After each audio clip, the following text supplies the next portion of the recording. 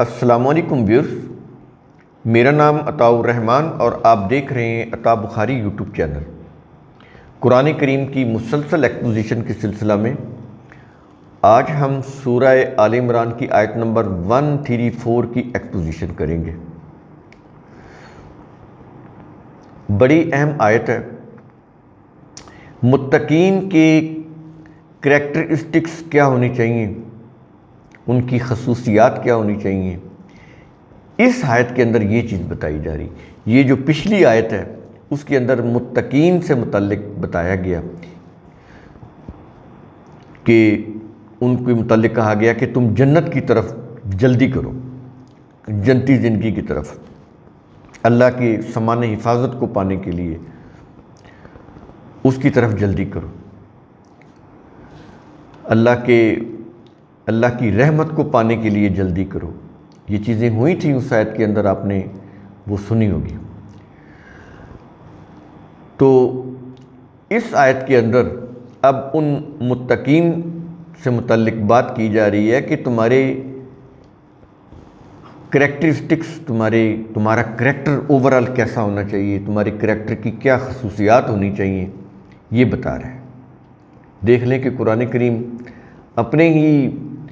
اپنی ہی ہر بات کی کس طرح سے وضاحت کرتا چلا جاتا ہے، جس کے متعلق وہ کہتے ہیں کہ یہ قرآن روایات کے بغیر سمجھ نہیں آتا۔ قرآن کو قرآن کی روح سے سمجھیں گے تو یہ سمجھ آئے گا۔ جب بھی اس کے اندر آپ روایات لے کر آئیں گے یا شخصیات لے کر آئیں گے تو پھر اس سے جو بھی سمجھ آئے گا وہ غلط ہی آئے گا۔ شروع کرتے ہیں۔ کیا یہ رہا ہے کہ الذین ینفقون فی السراء والضراء، یہ متقین وہ لوگ ہیں جو آسانی اور مشکل دونوں صورتوں میں اللہ کی راہ میں مال خرچ کرتے ہیں۔ یہ ینفقون خرچ کرنا بھی ہے، لیکن اس کے اصل معنی ہے کھلا رکھنا۔ میں بھی بتاتا ہوں۔ یہ لفظی ترجمہ ہے کہ خرچ کرتے ہیں، لیکن اس کے اندر جو میننگ ہے وہ ہے کھلا رکھا جائے۔ یہ نفقتن، یہ نیفا جو شلوار یا پاجامہ کا نیفا جس کے اندر وہ ازار بند پرویا جاتا ہے، وہ اگر ایک طرف سے ہم پروتے ہیں تو دوسری طرف سے وہ نکل آتا ہے۔ اگر وہ اس کا ایک منہ بند کر دیا جائے تو وہ اسی کے اندر رہے گا، باہر نہیں نکلے گا۔ ایک تھیلی ہے، اگر اس کا ایک طرف کا منہ بند کر دیں، دوسری طرف سے ڈالتے جائیں تو وہ اس کے اندر ہی رہے گا، باہر نہیں نکلے گا۔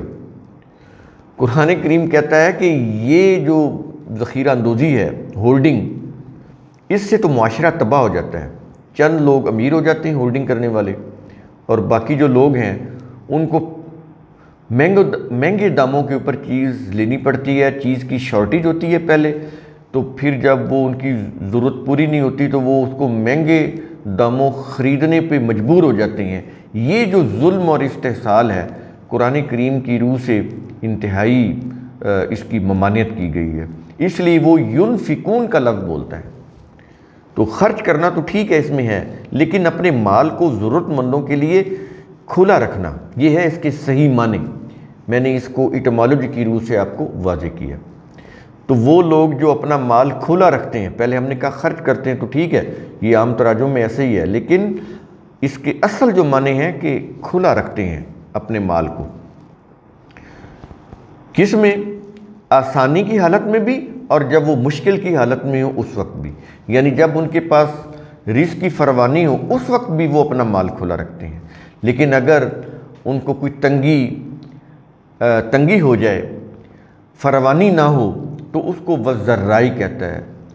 مشکل ہو، جیسے آپ کہتے ہیں ہارڈ اپ، مشکل حالات ہو، تو کہتا ہے اس میں بھی بقدر ضرورت آپ جتنا دے سکتے ہیں ضرورت مندوں کو آپ دیں۔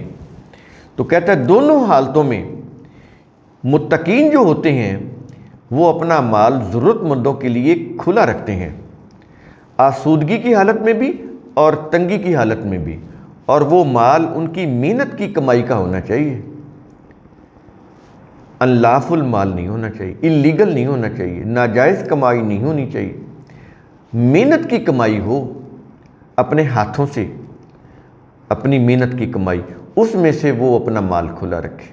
یہ نہیں ہے کہ مال ناجائز ہو، کسی بھی طرح سے ناجائز ہو تو اس میں سے کچھ اللہ کی راہ میں دے دیں ضرورت مندوں کو، وہ تو قابل قبول نہیں ہے، کیونکہ جو دیا ہے وہ تو جائز ہی نہیں ہے، اس کو تو یہ چیز کرنی ہی نہیں چاہیے۔ وہ کہتا ہے کہ حلال کا رزق ہو، اس میں سے آپ خود بھی کھاؤ اور زائد ضرورت جو ضرورت مند لوگ ہیں ان کے لیے بھی کھلا رکھو۔ یہ چیز اس آیت کے اندر کہی جا رہی ہے، اور ہم ترجمہ پڑھ کر آگے گزر جاتے ہیں، سمجھ ہی نہیں آتی کہ قرآن کریم کیا کہہ رہا ہے۔ تو ایک تو یہ متقین کی ایک خصوصیت یہ بتائی اس نے۔ اب سمجھ آئی کہ یہ ینفقون فی السراء والضراء کیا چیز ہے۔ ایک خصوصیت یہ ہوگی، اور دوسری خصوصیت کیا بتا رہا ہے کہ والکاظمین الغیظ، اور غصہ کو ضبط کرنے والے ہیں۔ ظاہر ہے بہت سارے معاملات معاشرے میں ہو رہے ہوتے ہیں، ہمیں غصہ آ جاتا ہے، انسان ہے، لیکن غصہ آنا کوئی بری چیز نہیں ہے، آ سکتا ہے۔ اصل چیز ہے کہ غصہ کو ضبط کیا جائے، یہ ہے اصل چیز، ورنہ وہ انسانوں کو ایسا بنا دیتا کہ ان کو غصہ ہی نہ آتا۔ غصہ آئے گا، ٹھیک ہے، مزاج ہوتا ہے نا، جینیٹیکلی آگے مزاج چلتا ہے، کسی میں کم غصے کا عنصر ہوتا ہے، کسی میں زیادہ عنصر ہوتا ہے غصہ کا، ٹھیک ہے، یہ تو وہ ہے۔ لیکن وہ کہتا ہے کہ غصہ کا آ جانا کوئی بری بات نہیں ہے، آ سکتا ہے، لیکن اصل یہ چیز ہے کہ جب بھی آئے اس کو ضبط کرنے والا ہو، ضبط کیا جائے اس کو۔ تو یہاں پر متقین کی ایک خصوصیت تو منفقین کی بتائی، یعنی اللہ کے راہ میں ضرورت مند لوگوں کے لیے زائد مال کھلا رکھنے والے ہوتے ہیں اپنی محنت کی کمائی سے، ذخیرہ اندوزی نہیں کرتے۔ اور دوسری خصوصیت کیا بتائی؟ کاظمین، یہ دوسری خصوصیت ہے۔ تو کاظمین کون ہوتے ہیں؟ غصہ کو ضبط کرنے والے، یہ کاف الف کا اور آگے زوئے ہے، کاظمین۔ تو کہتا ہے کہ متقین کی دوسری خصوصیت کیا ہے؟ کاظمین، کہ وہ غصہ پر قابو پا کر اپنی توانائی کو تعمیری کاموں میں لگانے والے ہوتے ہیں۔ یہ چیز اس آیت کے اس حصے میں کہی جا رہی ہے۔ میں دوبارہ پڑھ دیتا ہوں کہ والکاظمین الغیظ، تو اس کے جو اصل جو اس کے اندر میننگ ہے وہ کیا ہے کہ وہ غصہ پر قابو پا کر اپنی توانائی کو تعمیری کاموں میں لگانے والے ہوتے ہیں۔ غصہ ایک سرپلس انرجی ہے نا، آپ نے اس سرپلس انرجی کو کنورٹ کر دیا کنسٹرکٹیو ورک کی طرف۔ تو جب آپ نے اس کو کسی کے اوپر غصہ نکالنے کی بجائے اگر آپ نے اس ایکسٹرا انرجی کو، سرپلس انرجی کو آپ نے کنسٹرکٹیو ورک کے اندر کنورٹ کر دیا، تو اس سے تو تعمیری نتائج برآمد ہوں گے نا۔ تو وہ جو غصے سے آپ کسی کے اوپر ظلم کر دیتے ہو، تو پھر آپ کی وہ جو انرجی ہے اس ظلم کی طرف ہونے کی بجائے انصاف کی طرف جائے گی، تعمیری کاموں کی طرف جائے گی۔ اس سے معاشرہ جنتی بنتا ہے۔ سوچیں اگر یہ چیز ہم ڈیولپ کر لیں تو سوسائٹی کتنی پرامن ہو سکتی ہے۔ اگر یہ ٹالرنس کا یہ معیار پیدا ہو جائے تو آپ سوچیں کہ وہ جو سوسائٹی ہوگی کتنی جنتی سوسائٹی ہوگی۔ قرآن کریم اس طرح سے انسانوں کی ذہنی نشو و نما کرتا ہے، ذہنی تربیت کرتا ہے۔ یہ ہے قرآن کے ضابطے۔ مجھ سے پوچھا جاتا ہے جی قرآن کے لا کیا ہیں؟ اب میں کیا بتاؤں ان کی، کیا اس کی لسٹ مرتب کر کے دوں؟ یہ کوئی انسانوں کے بنائے ہوئے لاز ہیں، آپ ان کی کوئی لسٹ بنائیں گے؟ یہ تو کتاب مثانیہ ہے، وہ تو ایک بات کہتا ہے، اپنا قانون، اپنا ضابطہ دے دیتا ہے۔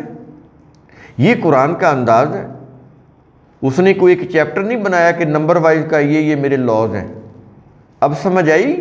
اور قرآن میں تو لا کا لفظ ہی نہیں ہے، قانون کا، یہ تو ہمارے بولنے کی اور سمجھنے کے الفاظ ہیں۔ اللہ کا تو یہ انداز ہی نہیں ہے بات کرنے کا، اس کا تو اپنا ایک انداز ہے، انداز اسلوب ہے، اس میں تو قدر کا لفظ آتا ہے، پیمانے۔ آج ہم اس کا ترجمہ جو ہے وہ قانون کریں گے۔ ہماری زبان میں، کیونکہ اللہ کی جو زبان جو اللہ نے منتخب کی وہ تو پھر قیامت تک چلنی ہے نا، اس کا تو ایک اپنا انداز ہے۔ آپ یہ دیکھیں جو کیمیکل نیم ہوتے ہیں وہ اور ہوتے ہیں، جو عام جنیرک نیم ہم بولتے ہیں وہ اور ہوتے ہیں۔ سائنٹسٹ کی زبان آپ دیکھیں، اس کے اندر جتنے بھی یہ چیزیں ہیں ان کے نام اور ہوتے ہیں، جن کو کیمیائی نام آپ بولتے ہیں وہ اور ہوتے ہیں، لیکن عام بولنے میں نام اور ہوتے ہیں، انگلش میں بھی وہ اور ہوتے ہیں، لیکن اس کے جو اصل کیمیائی نام ہے وہ کچھ اور ہوتے ہیں، سائنس کے اسٹوڈنٹس جانتے ہیں۔ تو یہ قرآن کا یہ معاملہ ہے۔ یہ ساری چیزیں میں آپ کو اس لیے سمجھاتا ہوں کہ آپ کو قرآن کا انداز اسلوب سمجھ آ جائے کہ یہ کس طرح بات کرتا ہے۔ اگر یہ سمجھ آ جائے تو پھر قرآن کو سمجھنا بڑا ہی آسان ہے، لیکن اس کے لیے پھر وہی بات کہ تمام ذہن کو، تمام جتنے بھی عقائد نظریات، اس سے آپ کو پاک کرنا پڑے گا، حالت تطہیر میں آنا پڑے گا۔ پیوریفیکیشن کا عمل جب تک نہیں کریں گے، کوگنیٹو پروسیس آپ کر ہی نہیں سکتے، قرآن کی انڈرسٹینڈنگ نہیں ہوگا۔ تو دوسری خصوصیت یہاں پر بتائی کاظمین کی، اور تیسری صفات قرآن بتا رہا ہے متقین کی، کون سی؟ والعافین عن الناس، اور لوگوں کو معاف کرنے والے ہیں۔ تو یہاں پر تیسری خصوصیت کیا بتائی ہے؟ عافین، یہ عین کے ساتھ ہے، عین الف آ، والعافین۔ تو تیسری خصوصیت کیا بتا رہا ہے؟ عافین کی۔ عافین کون ہوتے ہیں؟ معاف کرنے والے، عفو درگزر کرنے والے، چھوٹی چھوٹی باتوں کے اوپر نہ بھڑکنے والے، چھوٹی چھوٹی باتوں کے اوپر غصہ نہ کرنے والے، ایسے ہی مشتعل نہ ہو جانے والے، بات بات پر برانگیختہ نہ ہونے والے، ان کو قرآن کریم عافین بولتا ہے، عفو درگزر سے کام لینے والے۔ تو کہتا ہے تیسری خصوصیت متقین کی کیا ہے؟ عافین، کہ وہ درگزر کرتے ہیں، لوگوں کو معاف کرنے والے ہوتے ہیں۔ تو وہ لوگوں سے درگزر کر کے کرتے کیا ہیں؟ اپنی ذات اور معاشرے میں توازن پیدا کرتے ہیں۔ یہ پیغام اس جز کے اندر دے رہا ہے وہ۔ یہ غور سے چیزیں ملیں گی، غور و فکر نہیں کریں گے تو پھر یہ نہیں پتہ چلے گا۔ تراجم پڑھ کے ثواب کی نیت سے گزر جائیں گے، کچھ حاصل نہیں ہوگا۔ معاف کرنے والے ہیں، کس لیے وہ لوگوں سے درگزر کرتے ہیں؟ تاکہ اپنی ذات اور معاشرے میں توازن پیدا کریں، بیلنس۔ اگر آپ بیلنس ہی پیدا نہیں کرتے، آپ کے اندر ٹالرنس ہی نہیں آ سکتی۔ اگر آپ کے اندر ٹالرنس نہیں ہے، بیلنس نہیں ہے، آپ کیسے عفو درگزر سے کام لیں گے؟ آپ تو چھوٹی چھوٹی بات کے اوپر بھڑک اٹھیں گے، گھر میں بھی اور باہر بھی، اس سے تو معاشرہ جہنمی بن جاتا ہے۔ تو اس لیے جہنمی معاشرہ، جہنم کو آگ کہا جائے، یہ استعارہ ہے، میٹافر ہے، وہ چولہے والی آگ تو نہیں ہے۔ غصہ کی آگ، حسد کی آگ، انتقام کی آگ، اشتعال کی آگ، یہ ساری آگ ہے۔ وہ کہتا ہے جب یہ ساری آگ اکٹھی ہو جاتی ہیں تو یہ جہنم بن جاتی ہے، جس کے اندر انسانیت جلتی ہے۔ تو یہ کہہ رہے ہیں اوپر کو جہنم ہوگی جو اللہ اس میں پھینک دے گا، اور وہ جل رہی ہے اور بےتاب ہے لوگوں کو اپنے اندر لینے کے لیے۔ اللہ کو کیا ضرورت ہے ایسی جہنم بنانے کی؟ اللہ کی کوئی دشمنی ہے معاذ اللہ انسانوں کے ساتھ؟ اس طرح سے خدا کو انہوں نے معاذ اللہ ایک ہوا بنا کر پیش کیا، اس طرح سے خوف دلایا کہ لوگ کوئی سوال ہی نہ کر سکے۔ یاد رکھیں اللہ نہیں ڈراتا انسانوں کو، وارن کرتا ہے، ڈراتا نہیں ہے۔ بڑا فرق ہے ڈرانے میں اور وارن کرنے میں۔ ترجمے ہوئے پڑھیں، وہ تنذیر کا ترجمہ، منذرین کا ترجمہ، ڈرانے والے، نعوذ باللہ، ڈرانے والے نہیں، وارن کرنے والے۔